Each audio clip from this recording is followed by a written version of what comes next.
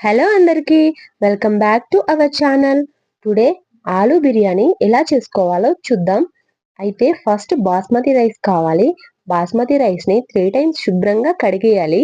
కడిగేసి పక్కన పెట్టుకుందాం. వాటర్లో నానబెడదాం. తర్వాత ఇంకొక ప్యాన్ తీసుకొని అందులో వాటర్ పోసేసి మన బిర్యానీ ఆకులు అవన్నీ మసాలాలు వేసేయాలి. ఈ వాటర్ ఉడకనిద్దాం.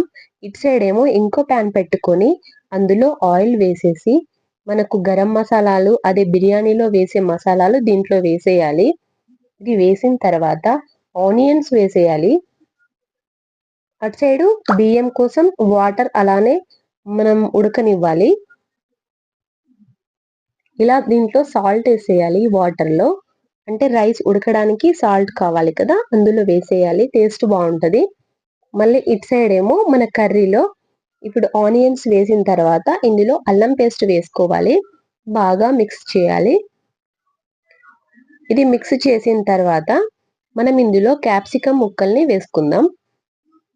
ఈ క్యాప్సికం ముక్కలు వేసుకొని తర్వాత మిర్చి ముక్కలు కూడా వేసుకోవాలి. ఒకవేళ మీ దగ్గర మన పచ్చి బఠానీలు ఉన్నా వేసుకోవచ్చు. అవి కొంచెం సేపు నానబెట్టేసి కడిగేసి ఇందులో వేసుకోవచ్చు. ఇప్పుడు ఇది మొత్తం ఉడికిన తర్వాత ఇటు రైస్ దీంట్లో పెట్టేశాను. ఈ రైస్ కూడా ఇప్పుడు బాయిల్ అయ్యి ఇది ఉడకాలి. ఇది కూడా 60% ఉడకాలి. ఇటు క్యాప్సికం తర్వాత మిర్చి వేసేసాను. ఇవి కూడా మంచిగా వేగాలి. పిల్లల కోసం అయితే చాలా టేస్టీగా ఉంటది. అది కూడా మనం మసాలాలు ఎక్కువ వాడకుండా తక్కువ మసాలాలు వాడుకుని మనం డైలీ చేసుకోవచ్చు. ఎందుకంటే ఎక్కువ మసాలాలు వాడితే హెల్త్ కూడా పాడైపోతుంది కాబట్టి పిల్లలకైతే మసాలాలు అవసరం లేదు. ఇలా మొత్తం రైస్ ఉడుకుతూనే ఉండాలి. కొత్తగా నా ఛానల్ని చూస్తున్న వాళ్ళు లైక్ చేయండి, షేర్ చేయండి, సబ్స్క్రైబ్ చేసుకోండి. ఇంకా మంచి మంచి వీడియోస్తో మీ ముందుకు వస్తాను. అండ్ ఇలా మిర్చి మొత్తం వేగిన తర్వాత మనం ఆలు ముక్కల్ని అందులో వేసుకోవాలి. ఇది రైస్ ఉడకాలి మంచిగా. 60% ఉడికేస్తే చాలు. అందులో వాటర్ లేకుండా మొత్తం తీసేయాలి. ఆరాలి రైస్ కూడా. ఇలా మొత్తం ఆలు వేగిన తర్వాత కాసేపు అందులో సాల్ట్ వేసుకోవాలి. ఈ సాల్ట్ వేసుకొని మిక్స్ చేసుకొని అది కూడా చాలాసేపు వేగాలి. అందులో పసుపు, కారం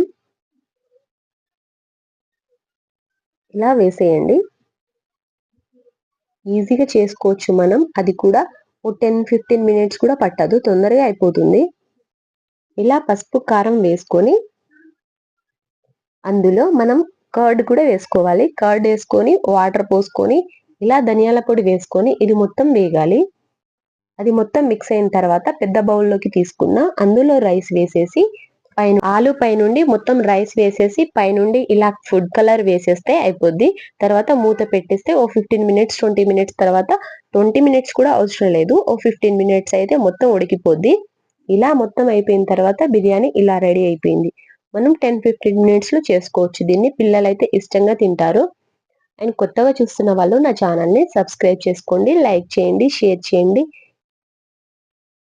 ఇలా మొత్తం ప్రిపేర్ చేసుకోవాలి. అది కూడా తొందరగా అయిపోద్ది. ఇలాంటి వీడియోస్ ఇంకా కావాలంటే సబ్స్క్రైబ్ చేసుకోండి. Thanks for watching.